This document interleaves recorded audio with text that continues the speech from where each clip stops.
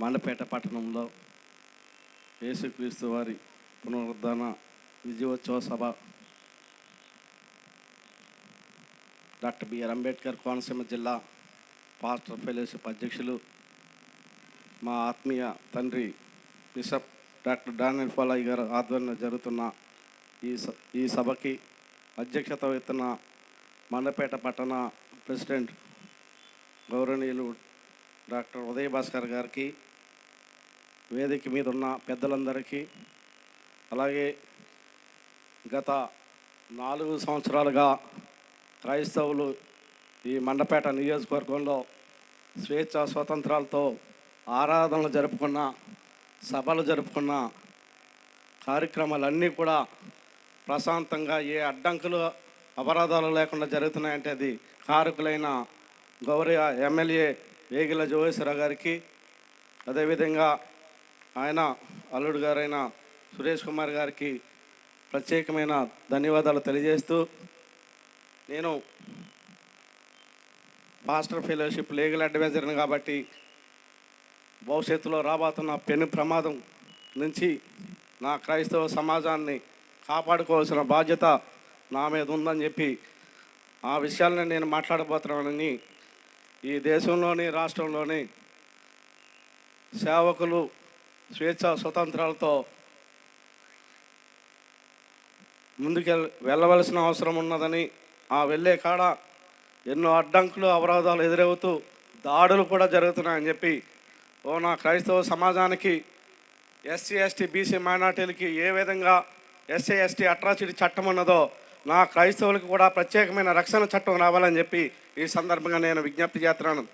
ఎందుకు ఈ సమయంలో నేను మాట్లాడుతున్నానంటే, ఖచ్చితంగా ఈ సమయంలో మనం అడిగితేనే అది జరగడానికి అవకాశం ఉన్నది కాబట్టి ఇది ఏ సమయం మనందరికీ తెలుసు. ఖచ్చితంగా మొదటి క్యాబినెట్లోనే మా క్రైస్తవులకి రక్షణ చట్టాన్ని తీసుకొచ్చే బాధ్యత మీరు చంద్రబాబు నాయుడు గారితో మాట్లాడి మాకు రక్షణ చట్టం మీద ఒక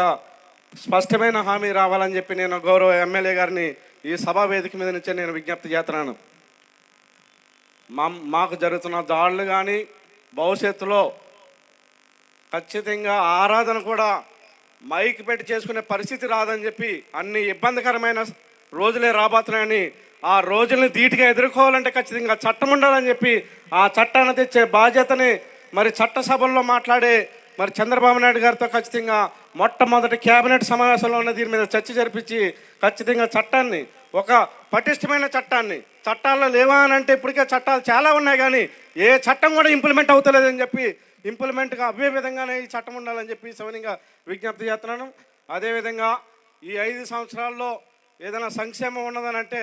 ఎక్కడ కూడా సంక్షేమం లేదని చెప్పి కేవలం మండలానికి ఒక 10 మంది పాస్టర్లకి 5,000 రూపాయలు గౌరవ వేతనం ఇస్తే అది సంక్షేమం అని చెప్పి నేను ఈ సందర్భంగా సంక్షేమంలో తీరని గండి ఏదైనా జరిగినదంటే క్రైస్తవులకి ఎక్కడా కూడా ఈ 5 సంవత్సరాల్లో మాకు సంక్షేమం జరగలేదని చెప్పి రాబోయే కాలంలో మా క్రైస్తవ మైనార్టీ సంక్షేమ శాఖ నుంచి ఖచ్చితంగా మాకు రావాల్సిన ఓటా మా జనాభా తమాషా ప్రకారం రావాల్సిందని చెప్పి ఈ సందర్భంగా నేను ఎమ్మెల్యే గారికి విజ్ఞప్తి చేస్తున్నాను. అదేవిధంగా అభివృద్ధి ఎక్కడైనా మేము సభలు పెట్టుకోవాలన్నా, ఏదైనా మేము మందిరం కట్టుకోవాలన్నా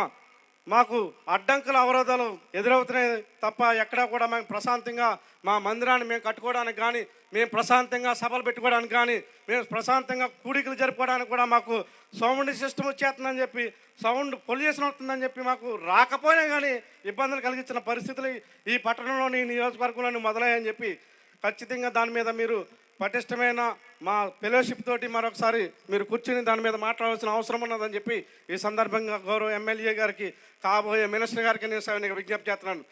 పెద్ద పెద్ద విషయాలు నాకు చెప్తున్నారంటే అనుకుంటున్నారేమో, భవిష్యత్తులో అత్యధిక మెజార్టీ తోటి ఈ రాష్ట్రంలో మిమ్మల్ని అసెంబ్లీకి పంపిస్తున్నాం. ఆ పంపించి మిమ్మల్ని మినిస్టర్గా మిమ్మల్ని చూడబోతున్నాం కాబట్టి మినిస్టర్గా చేయవలసిన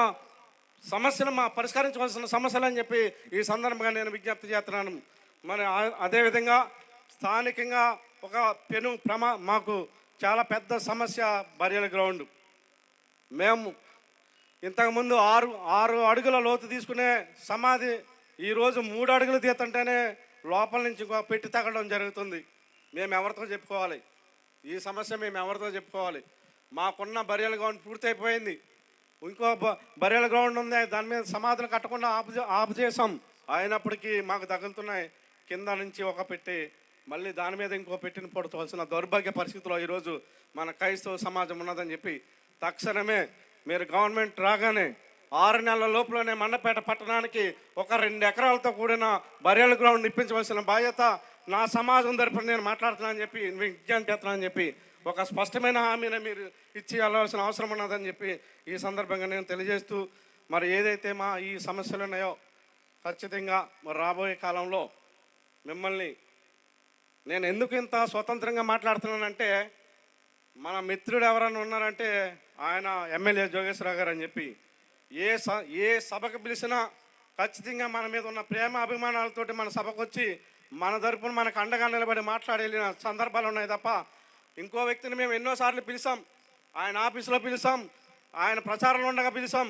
ఎప్పుడు కూడా వచ్చిన పాపాన పోలేదు కదా. ఆయన క్రియలన్నీ కూడా మనకు వ్యతిరేకంగానే కనపడుతున్నాయి తప్ప ఎక్కడ అనుకూలంగా కనపడతలేదని భయభ్రాంతులకు గురి చేసే విధంగానే ఆయన చేష్టలు కూడా ఉన్నాయని, క్రియలు కూడా ఉన్నాయని చెప్పి ఈ సందర్భంగా రాబోయే కాలంలో ఖచ్చితంగా మళ్ళా మనం ప్రశాంతంగా మనం అనుకున్నాయని జరగాలి అని అంటే మనం తెచ్చుకోవాల్సిన, మనం ప్రేమించే, మనం అభిమానించే వ్యక్తిని ఎమ్మెల్యే జోగేశ్వరరావు గారిని మనం తెచ్చుకోవాల్సిన అవసరం ఉన్నదని చెప్పి ఈ సందర్భంగా మిమ్మల్ని అందరిని విజ్ఞప్తి చేస్తూ ఈ అవకాశం ఇచ్చిన అధ్యక్షుల వారికి మరొకసారి దేవుని పేరట వందనాలు తెలియజేస్తూ సెలవు తీసుకుంటున్నాను.